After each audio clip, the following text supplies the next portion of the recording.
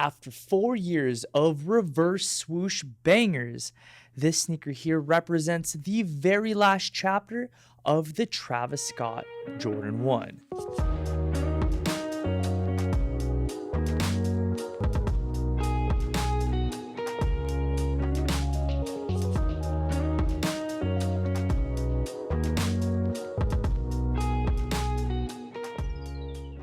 Are the Travis Scott Jordan 1 Low in the olive colorway, set to release at a retail price of $150 on April 26th. Slated to be an exclusively women's release, this is going to be the grand finale of the Jordan 1 and Travis Scott.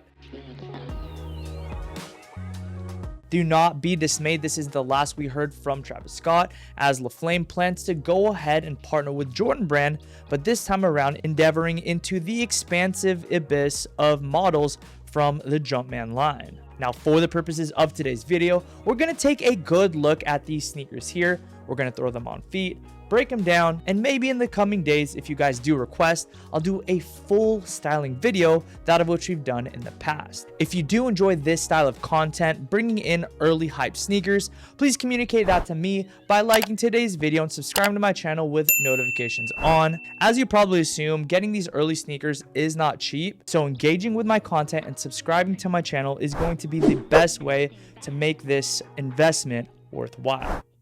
But you're special. You're one of a kind.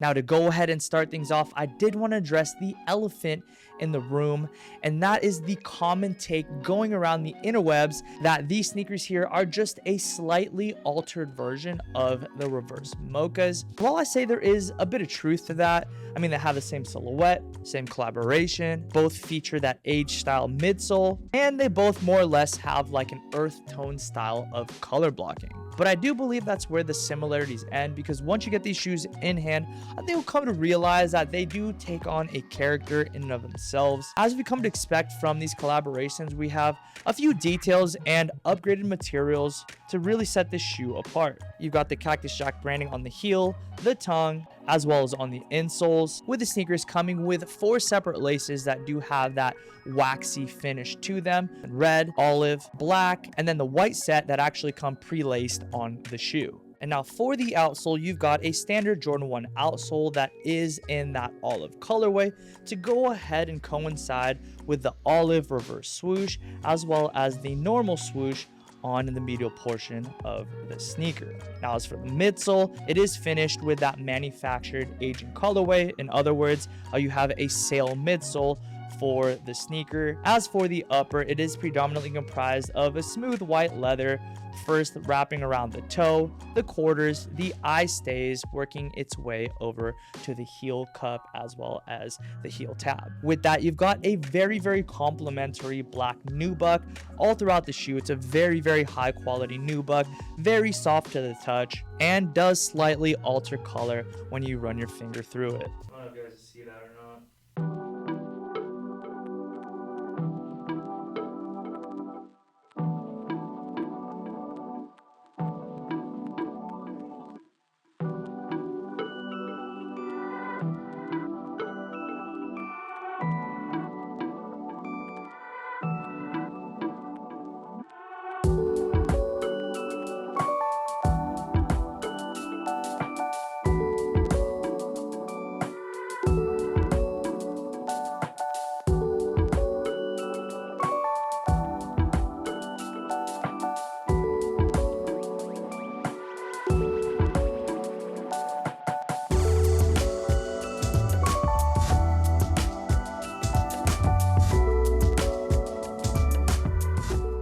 Now, at this juncture of the video, I do highly recommend you go ahead and pay close attention, because as I referenced earlier, this is a women's exclusive release, which is to say it is going to come in women's sizing only. Now, the general rule of thumb that I do recommend you implement is to just go ahead and size up by 1.5 sizes.